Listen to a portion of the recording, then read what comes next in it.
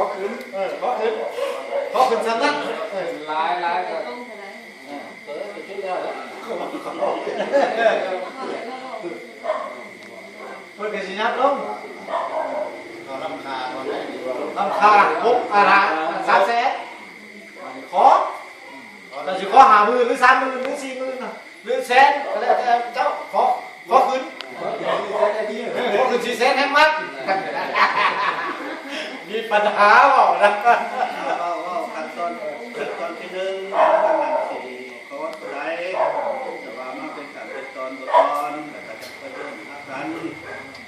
นั่นนะครับจะขอขึ้นสำนักเพิ่นก็รุดลงมาจะขอขึ้นยับขึ้นอีกรุดเรื่อยลงมาบอลเว้ากันทางโลดละบอลเว้ากันทางเจ้าเคยเว้ากันแล้วว่าอันนี้ทั้งเข่าทั้งแก่ว่ามาเลยจะออกไอ้นี่เนาะทั้งว่าข้าว